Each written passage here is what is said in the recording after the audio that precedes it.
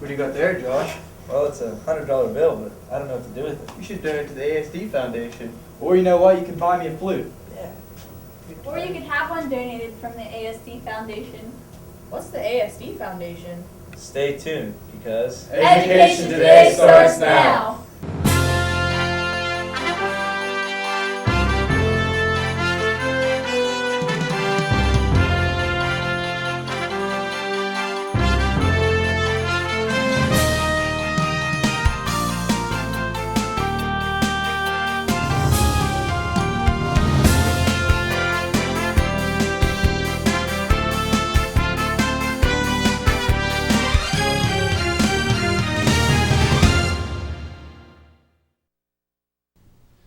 Welcome to Education Today.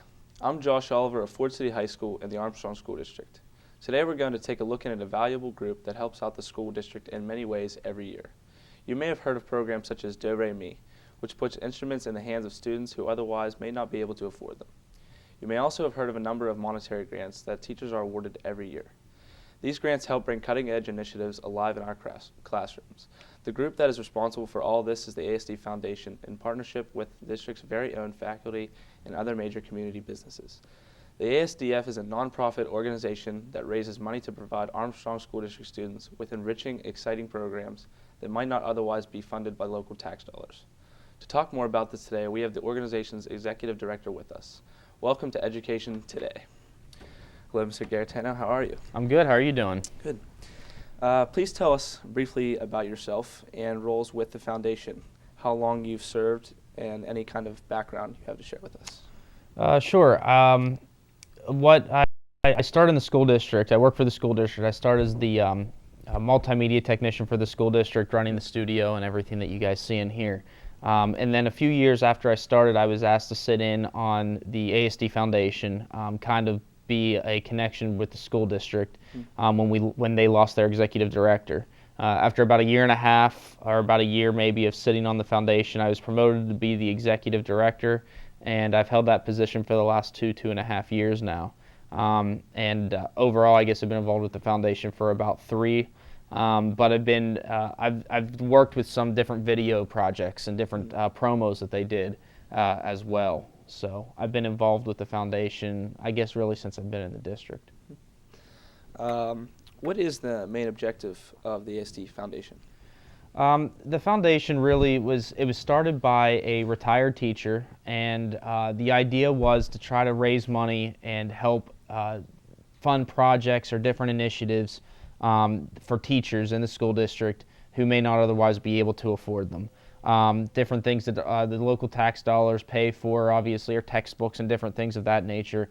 But teachers who really wanted to go above and beyond and create new ideas and projects that needed money to help fund those projects, that's really what the foundation's sole purpose is to try to enrich the lives of our students utilizing the faculty that we have in the district. Tell us some more programs the ASD Foundation offers and some stories about how they are benefiting students. There's a variety of different programs that the foundation actually works with. One of the earliest programs that was started was what we call the Do Re Mi program. That program puts musical instruments into the hands of students who otherwise wouldn't be able to afford them. There's different criteria and qualifications that need to be met for that to take place.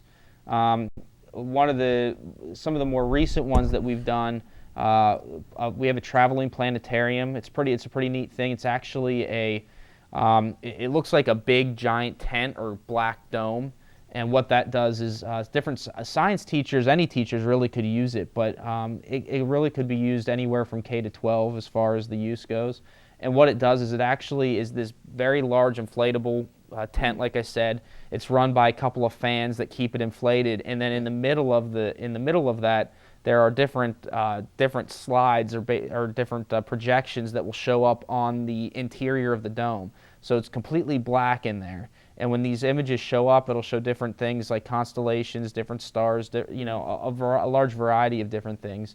And a couple of our teachers have taken advantage of using that program or that initiative. It's all stored in one of our former teachers in the district, Bill Smeltz. We kind of contract him, and he'll go set it up and help show teachers how to use it who may not have used it in the past. So that's always available out there for any teacher in the district who's interested in using it. One of the more recent things that we've helped fund is the robotics course that the school district began offering, I believe about a year, maybe 2 years ago now. And another thing that was helped was that we helped fund, which actually came from a very large donation from an outside business, was a state-of-the-art weather bug system. I'm sure you've seen the weather bugs if you watch the news or anything like that. They'll show images of like Plum High School or Chartiers Valley in the parking lot. There's a camera just like that now that was stationed out at West Shamokin a couple of years ago. And it does everything from provide those images for local news stations to being used in the classroom. Actually, we have teachers who develop curriculum around the weather and around the different data that weather bug can bring in, like wind speed and lightning and things of that nature. And maybe the biggest one that we've tried to do that we're getting almost full circle with is trying to put iPad carts. Tablets have become the big thing. I'm sure you know that now. And we're trying to get iPad carts in. It started as a grant that was offered or that was written to us. And now with those iPad carts, we decided we're going to try to fund and put one in each of our primary buildings. And we're about 2/3 of the way through that cycle now. So we're getting pretty close with that particular initiative. There are many ways in which the foundation receives and can receive money from a variety of donors. For those who may be interested in donating, how can they go about that? The biggest thing, the easiest way if you're interested in donating to the foundation, either resources or money, is to contact myself, Chris Garetano. I'm stationed at Katanning Junior High School. It's 210 North McKeon Street here in Katanning, PA, obviously. The number that you can reach me at would be 724-543-1154, and I'm an extension 228. Or you can simply email me. The foundation also has a link on the far right-hand side of the district's webpage that has all of our information and contact information on it. Earlier you mentioned the education grant initiatives. Mm-hmm. Can you give us some examples of what new ideas have popped up this year? It never ceases to amaze us. Over the last couple of years, we always get a different type of grant that comes out. And like I mentioned, the iPad carts started as a grant that we couldn't fully fund, and we decided to use what's called EITC dollars to fund that in its entirety. That'll be something that I think we're going to talk about later. One of the other things that was help funded by the foundation was putting a TV studio, kind of a watered-down version of what's in here, at West Shamokin. Some of the new things that came up this year, an embroidery machine. There was a grant written for an embroidery machine to help facilitate the classes that work on different sewing projects. There's a writer's toolbox grant that was written. We have a lot of grants that come in for English and reading initiatives. The writer's toolbox is one of those ones for English, and that grant basically helps students facilitates them to be able to give them tools and different techniques for writing their own novels or poems or whatever it is that they may be working on. And maybe one of the most interesting ones that we actually featured a couple of weeks ago on Education Today was called the GIA babies. What these are, basically state-of-the-art baby dolls, essentially, that are used with the family and consumer science classrooms. And that was written as a district-wide grant. I know it's being used at West Shamokin for sure. I believe Ford City has started to see these a little bit, but these are as lifelike as it gets. They, will wet themselves, they cry, and these are babies that have to be constantly taken care of, and it helps facilitate and simulate what it would be like to be a parent, and high school kids are responsible for them, so it helps really teach them the valuability of what parenting is all about. So, for those who may be wondering, generally what requirements or restrictions are in place when teachers apply for these grants? Generally, we don't put any restrictions on the grants that are written. We offer 4 different levels of grant. We have a $500 classroom grant, a $1,000 grade-wide grant, a $2,000 school-wide grant, and a $5,000 district-wide grant. And we've had grants written in the past where the teacher came out and said, it fits, the grant that I'm writing only pertains to the school, it doesn't pertain to the district, but it may cost more money. So we look at those grants and decide on a case-by-case scenario, is our funding going to be able to help offset costs so that the program can take place? If not, is there any other monies available? If we like the grant, if there's any other monies available that we could use to help facilitate or to fund the grant in full. Then the other thing is we try to look at grants that are unique. We don't want to just go out and help facilitate to buy textbooks, for example. We want these grants to be unique, to add something different, a new element to the classrooms. And every grant that is submitted to us goes through we have a separate grant committee that meets. They score the grants, and then we look at the highest average, or we get an average of what each grant score comes in, and basically set a baseline score. We keep grants at a certain level and higher, and then narrow down from those if there are any specific ones that we either want to facilitate or fund in a different manner, or if we're not going to fund at all, things of that nature. So, bottom line, no, there's no restrictions. So we encourage any idea you have to go ahead and come forward with that. I understand the foundation has an all-volunteer board of trustees. Who serves on the board? I'm going to try to get all the names involved here. There's 13 or 14 of us that serve on the board, and in a variety of different positions. Like I mentioned myself as the executive director. Kirk Lorigan is our secondary principal representative, but also our president of the foundation currently. Tom Dinga is our elementary principal representative and also our vice president. Carol Lorigan, who's a teacher in the district, is our treasurer. Sharon Porterfield, who used to teach and now works, I believe, with a college, is our secretary. We have a couple of retired teachers, and Sue Bowser and John Shaner. I'm sure people in our district are familiar with those names. Dr. Chapp, our superintendent, sits on the foundation. And then we have a variety of community volunteers, some being Linda Schaefer, Tom Toy, and Lisa Lambert. And we have business representatives from both F&M and Northwest Savings in Clem Rosenberg and Autumn Vorp Seiler. So those generally make, hopefully I didn't miss any names, I don't think I did, but those make up our foundation.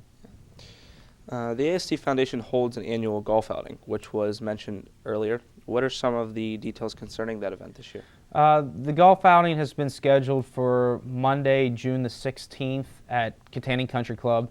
I believe the outing, it's a shotgun start, I believe, at 11 a.m. We offer a variety of different things. This really was the original and only, for all intents and purposes, fundraiser that we hold every year. And we open that up to anybody who's interested in it. Some of the details concerning this year's event, we'll have kind of like a brunch, breakfast, and during the registration time in the morning.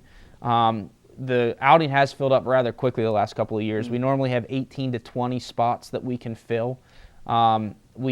If you're not interested in golfing but are looking for a way to donate to the foundation, that is one way of doing it. We'll send out different information regarding the outing, which will also be on our website. It would be $400 for a foursome. Then we offer different sponsorship levels that you could sponsor at, that would include a foursome, but you don't have to send one. If you don't send one, then that leaves another spot open for somebody else. But those range in the from $500 the whole way up to, I believe, $1,500 is the highest level. And we've had some come forward that donated $2,000, but it is our primary fundraiser, and all the money that we get from the golf outing goes back into funding these educator grants. And the only other way we raise money really is through payroll giving, which every faculty member or staff member of the school district has the ability to mark either whether it's a one-time donation during the course of a whole school year, the course of an entire career in our Armstrong School District. They can donate X amount of dollars, $2, $3, $4, $5, whatever it happens to be per paycheck. So it's a nice option. We do have a handful of teachers who take advantage of that. Okay, thank you. Well, we are going to take a short break and then be back with more of Armstrong School District's Education Today. Stick around. I'm Indiana County Sheriff Bob Fyhawk. We're all proud of Indiana County, but we must be worried about the negative growth of drugs and alcohol abuse. It is the responsibility of all of us, parents, teachers, and community leaders, to provide the best possible education to our youth in the prevention of drug and alcohol abuse. The law is a deterrent, but education is still our best protection. Help keep Indiana safe and drug-free. For more information on how to talk to your kids about drugs and alcohol, go to the abovetheinfluence.com, brought to you by the Armstrong, Indiana Drug-Free Communities Coalition.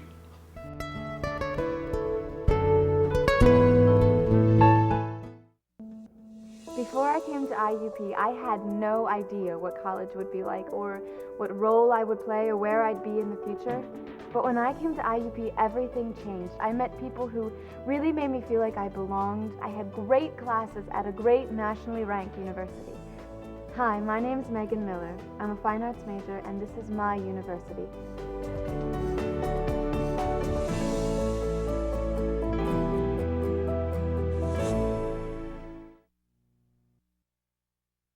Hi, I'm Jen McCroskey. I'm a prevention specialist with the Armstrong Indiana Clarion Drug and Alcohol Commission.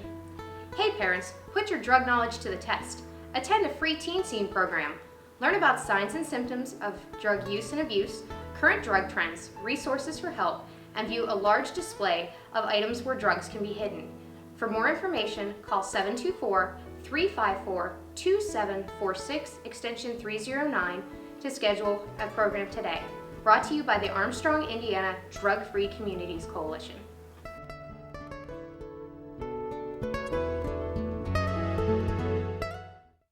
We're back with Armstrong School District's Education Today.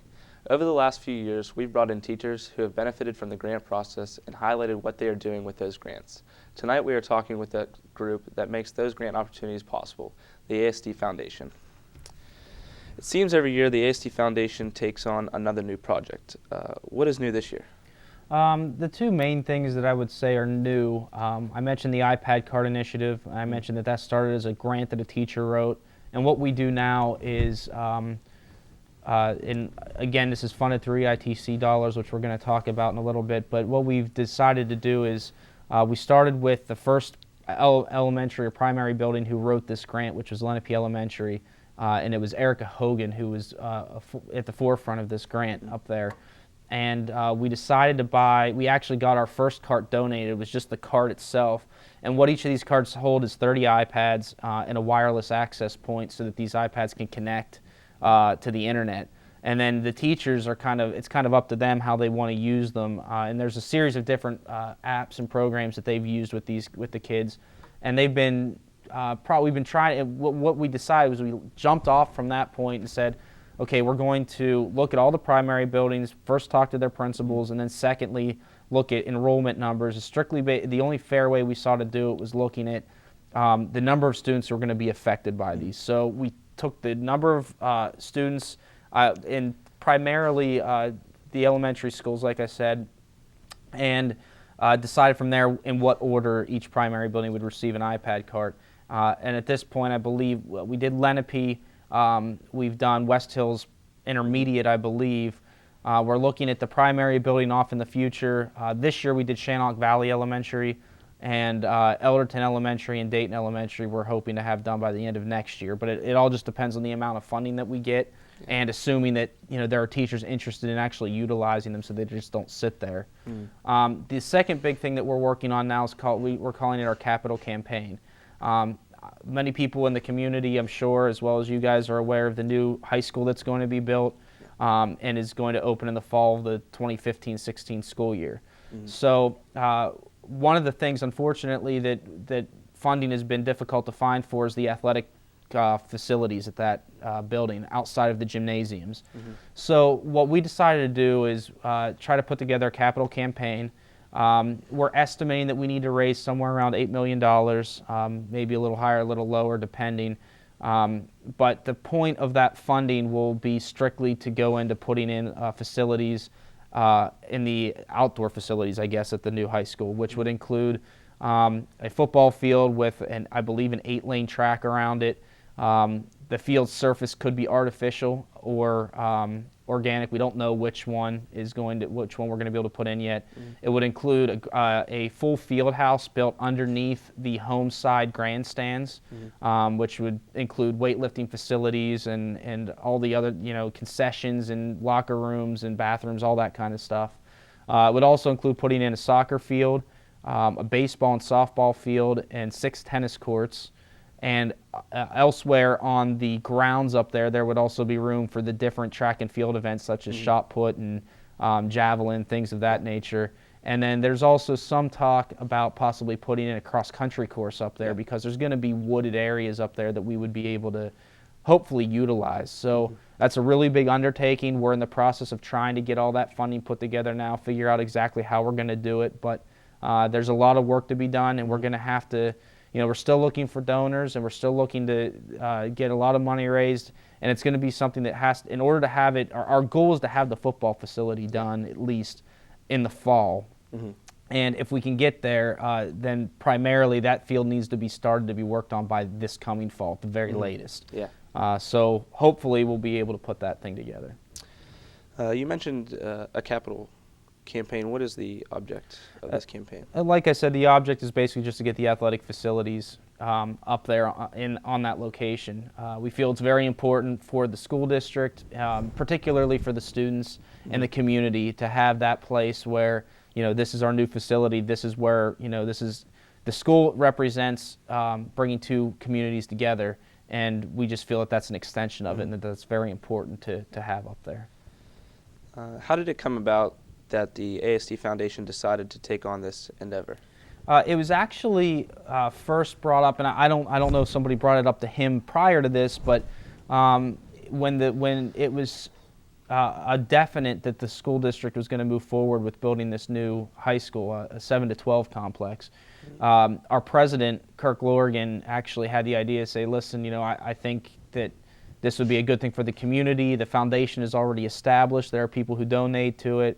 And we didn't know if there's anybody out there who would want to take on an endeavor such as this. We just knew that it would be difficult for the school district to fund the projects. And if they don't get done now, the concern is when will there be money to get them done? Because, everyone knows the financial state of where public education is right now in Pennsylvania. So that's really why we decided to take on this endeavor. We aren't promising that we're going to get it done.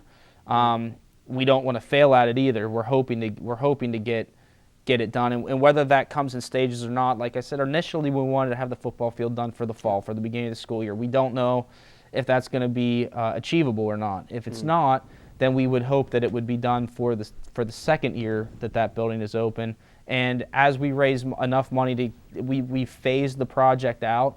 And as we get the football field is the primary one. The soccer field won't be too difficult to complete. We expect that probably will be available. But if we can get the money raised and we can get the field open, especially if we can get an artificial surface on there, then that would open that facility up to being used not only for football, but the soccer team could possibly play games on that field. Lacrosse has been a new sport coming into high schools in the area recently. So the lacrosse team would be able to take advantage of that facility as well. But and most importantly, one of the reasons is, like I said, to have those facilities there for the students to be able to use them. Where are you at in this process at this point, and what are some of the benchmarks you've set moving forward? We've kind of passed some of the benchmarks that we originally set without quite reaching our goal of being there. Where we're at right now is we've sat down and met with different people in the community to gauge their interest in helping fund a project like this. We've sat down and met with the architects that are working on the school district, L.R. Kimball, and both them and Reynolds, they deserve a ton of credit because at this point they have designed facilities for us so that we can take them to possible donors and show them what we're looking at doing without charging us for them as of yet. So a big thanks goes out to Brian Hayes and the L.R. Kimball guys for doing that for us. Where we're at, we have the facilities generally designed and how we want them to look and where we want them placed. We've met with different donors. We've presented with different donors. We actually brought in somebody to help give us a kind of a jumping off point, because the idea of doing fundraising for a project of this size is not something that most of our trustees are familiar with doing. So we brought in some extra help in designing a process for how we might want to raise money, but we're still very much in the figuring out how we're going to get it funded and how we're going to get money backed before we can move forward with it. But like I said, hopefully we can get something figured out here over the spring and summer, because at the very latest, if we're going to have this project available or done, to have the football field at least available, at the very latest this fall would have to be the time where we start that, to get the bleachers put in place. The ground is already going to be prepared and leveled and graded, but to get the facilities in place is going to be, you know, a process. And, you know, even down to laying the track surface, you know, it has to be certain weather conditions to do that, and certain weather conditions then to paint it. So all of those things factor into it. This is obviously a huge undertaking. Have you set any certain goals for this process? I think, just like I mentioned, the biggest goal, our ultimate goal is to have the entire athletic facility completed for the opening of the building in that fall. I think at this point that's an unlikely goal to reach. Especially when you're talking about the baseball and softball surfaces, to plant grass up there and to get it to grow and properly take hold, it's going to have to sit for, you know, at least a couple of seasons, you know, fall and winter and summer, you know, to cycle through for the grass to really take a root. So at this point, I think we've kind of, you know, cut our goals or scaled them back a little bit to just hopefully, like I said, having the football facility and weightlifting facilities and the grandstand, all that completed.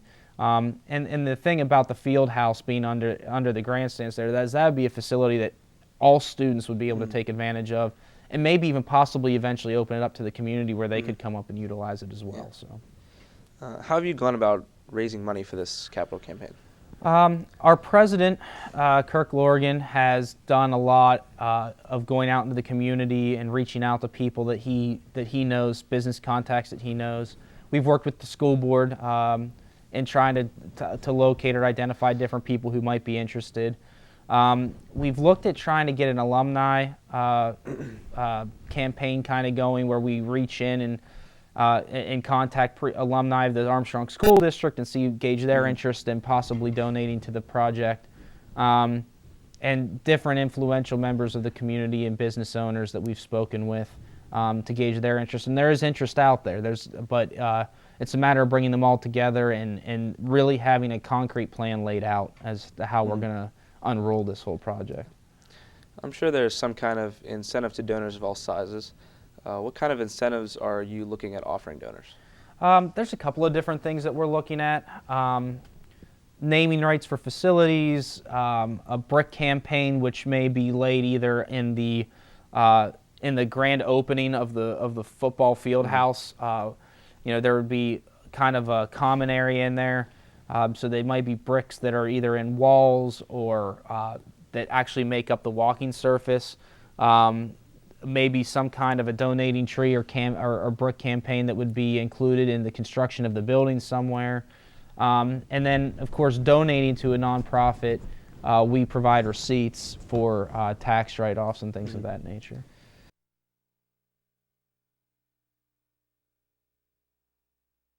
The AHS-TV Foundation relies on donations which are then given back to students for expanded educational opportunities.